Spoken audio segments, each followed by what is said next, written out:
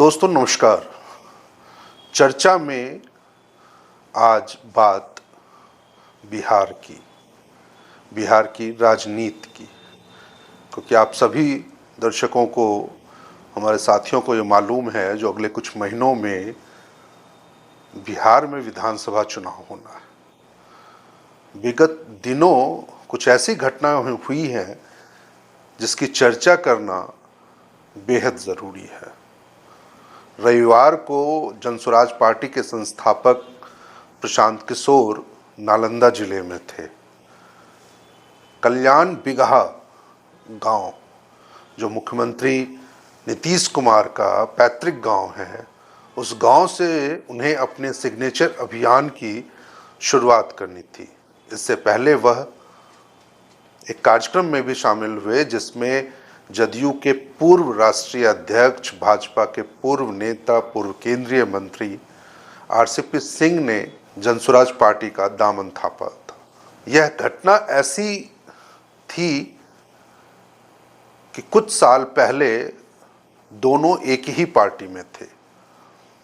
उस समय जदयू के अध्यक्ष आरसीपी सिंह हुआ करते थे और पार्टी के उपाध्यक्ष प्रशांत किशोर हुआ करते थे। यानी प्रशांत किशोर के बॉस आरसीपी सिंह हुआ करते थे। लेकिन रविवार को ठीक उल्टा हो गया। अब आरसीपी सिंह के बॉस प्रशांत किशोर होंगे। खैर, चर्चा हमारा यह नहीं है जो कौन किसका बॉस होगा। चर्चा यह है जो रविवार को जब कल्याण बिगहा गांव के रास्ते में प्रशांत किशोर थे, वहां पहुंचकर उन्हें अपने अभियान की शुरुआत करनी थी, तो स्थानीय प्रशासन यानी नालंदा प्रशासन ने उनके काफिले को रोक दिया। उन्हें गांव के अंदर प्रवेश करने से मना कर दिया।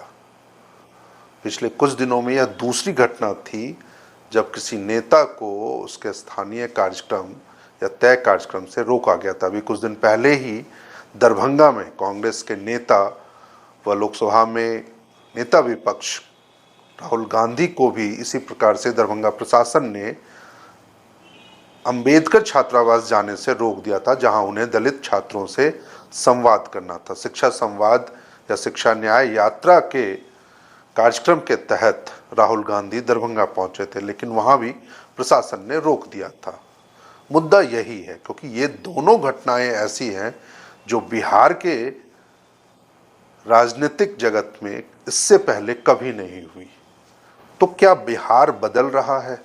क्या बिहार के लिए न्यू नॉर्मल यही है जो विपक्ष के नेताओं को अब प्रशासन उनके तय कार्यक्रमों को सत्ता पक्ष के नजरिए से, उसके नफा नुकसान के नजरिए से करने की अनुमति देगा या नहीं देगा?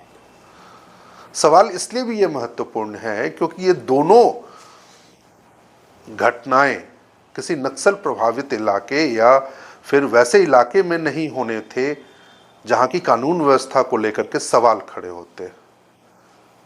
दरभंगा में शहरी इलाकों में राहुल गांधी का कार्यक्रम था, तो कल्याण बिगहा अपने आप में चर्चित वह गांव है जो मुख्यमंत्री नीतीश कुमार के पैतृक गांव की हैसियत रखता है। तो ऐसे में जब कानून व्यवस्था की स्थिति नहीं थी तो फिर उन्हें क्यों रोका गया? इस सवाल को प्रशांत किशोर ने भी उठाया।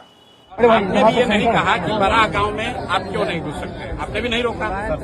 जो नियम बड़ा गांव के लिए है वही नियम कल्याण बिगहा के लिए भी है। ये अलग नियम का है? मुझे कह लीजिए सर, कल्याण बिगहा में हम क्यों नहीं जा सकते ये बता दीजिए, और कुछ नहीं। हमको लिख के दे दीजिए। आपकी बात का जवाब एज पर ला सर, ये एसेस करना हमारी ड्यूटी भी है, रिस्पॉन्सिबिलिटी भी है और ये मेरा पावर भी है। ठीक है कि जो सुरक्षित कार्यक्रम आपने हमें घोषित दिया है, लिख करके भी दिया, जिसकी अनुमति भी प्रशासन ने दी है आपको, कि वो सही तरीके से संपन्न हो, आपका सही रूट जो है वो निर्धारित हो जी, और सुरक्षित जो है सारा कार्यक्रम हो सर। तो प्लीज आपके सहयोग के लिए धन्यवाद सर। बस किस कानून के तहत आप हमको कल्याण बिगहा जाने के लिए रोक रहे हो? लिख के दे दीजिए। मैं क्या कह रहा हूँ, आप समझ लिख के दे दीजिए। यही लिख के दीजिएगा ना। आप किस अधिकार के तहत हमको किसी गांव में जाने के लिए रोकना है वो लिख के दे दीजिए। लिख के दीजिए। प्रशांत किशोर को अपने सवाल का जवाब स्थानीय अधिकारियों से नहीं मिला। प्रशांत किशोर ने ये कहा, जैसा कि आपने वीडियो में भी देखा, जो किसी गांव में प्रवेश करने से पहले क्या उन्हें प्रशासन की अनुमति लेनी होगी? इससे पहले भी वो पिछले 2-3 सालों में बिहार के सैकड़ों हजारों गांव में गए, लेकिन कभी प्रशासन की अनुमति नहीं लेनी पड़ी थी। अमूमन ऐसा होता भी नहीं है। जो किसी कार्यक्रम को करने या किसी गांव में जाने के लिए आपको प्रशासन की अनुमति लेनी पड़ती है।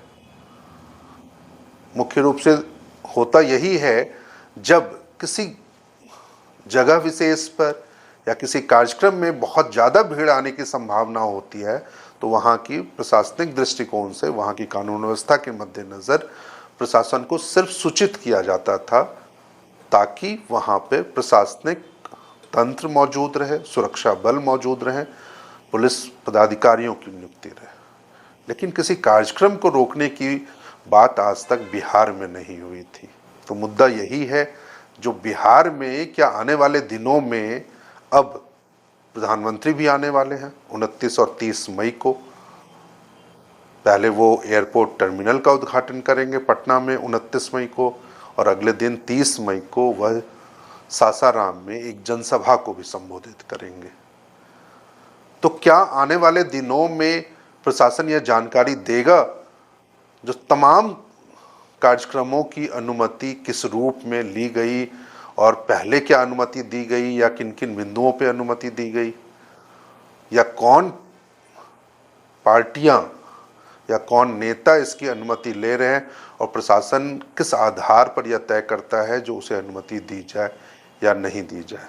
आप सभी जानते हैं जो जब अगले 6 महीनों में चुनाव होगा तो उस चुनाव में एनडीए का मुख्य मुकाबला कह सकते हैं, जो महागठबंधन जो राजद के नेतृत्व में कांग्रेस, राजद, वामपंथी दलों के अलावा जो अन्य छोटी पार्टियां, जिसमें मुकेश सहनी की पार्टी, वीआईपी या दूसरे दल भी होंगे। लेकिन इसी बीच में जिस प्रकार से जनसुराज पार्टी ने विगत 2-3 सालों में अपना इम्पैक्ट कह सकते हैं, प्रभाव छोड़ा है बिहार के सभी गांव, सभी जिलों में, सभी क्षेत्रों में, उससे यह अंदाज़ा आप लगा सकते हैं या उससे यह इनकार नहीं कर सकते हैं जो आने वाले चुनाव में पूरा चुनाव त्रिकोणीय होने वाला है। तो ऐसे में सत्ता पक्ष की चुनौती यही है जो वह प्रशांत किशोर के इस कदम से या प्रशांत किशोर के इस मुहिम से वह डर गया है, और यही वजह है जो क्या वह अब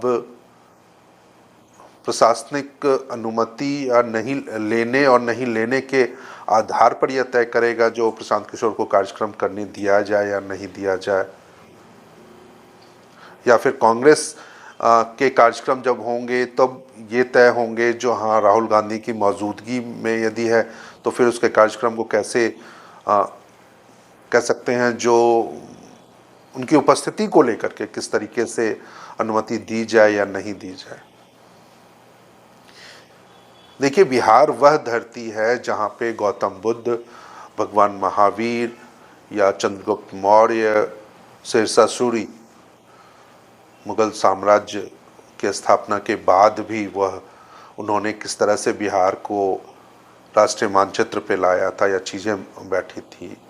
तो बिहार अपने आप में एक वैसा मुकाम है या वैसा प्रदेश है जहाँ पे लोगों ने घूम घूम कर चीज़ों को लोगों के बीच में रखा।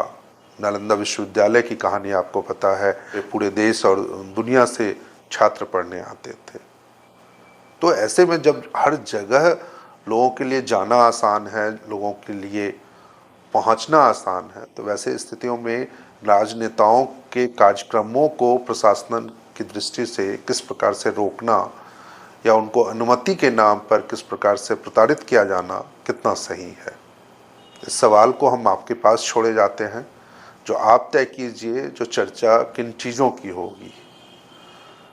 चर्चा में क्या सिर्फ प्रधानमंत्री के कार्यक्रम और प्रधानमंत्री की घोषणाएं ज़्यादा महत्वपूर्ण होंगी, या फिर प्रशांत किशोर के उठाए जाने वाले सवाल भी महत्वपूर्ण होंगे, या फिर राहुल गांधी के वो सामाजिक न्याय के वादे महत्वपूर्ण होंगे या नीतीश कुमार की वो घोषणाएं महत्वपूर्ण होंगी जो चुनावों के मद्देनज़र विगत कुछ महीनों से लगातार हो रहे हैं। इस वीडियो में इतना ही। आपको ये वीडियो कैसा लगा, ये चर्चा कैसी लगी, आप ज़रूर कमेंट बॉक्स में बताइएगा। कोशिश हमारी यही होगी जो चर्चा नाम से इस वीडियो में या इस कार्यक्रम में हम जो प्रमुख बिहार झारखंड या फिर देश दुनिया के मुद्दे हैं उनके अलग अलग पहलुओं को आपके सामने रखें और आपके कमेंट्स मांगें। यदि आप किसी मुद्दे पर चर्चा चाहते हैं तो वह भी आप अपने सुझाव हमें भेज सकते हैं। एक अपील और आपसे, जो जीटी रोड लाइव चैनल को यदि आज तक आपने सब्सक्राइब नहीं किया है तो ज़रूर उसे सब्सक्राइब कर लें, ज्वाइन का बटन दबाएं ताकि आपकी ये छोटी सी कोशिश हमारे कोशिशों को ज़्यादा नया मुकाम दे सके, हमारी हौसला अफजाई कर सके। शैलेंद्र सिन्हा को आप सुन रहे थे। नमस्कार।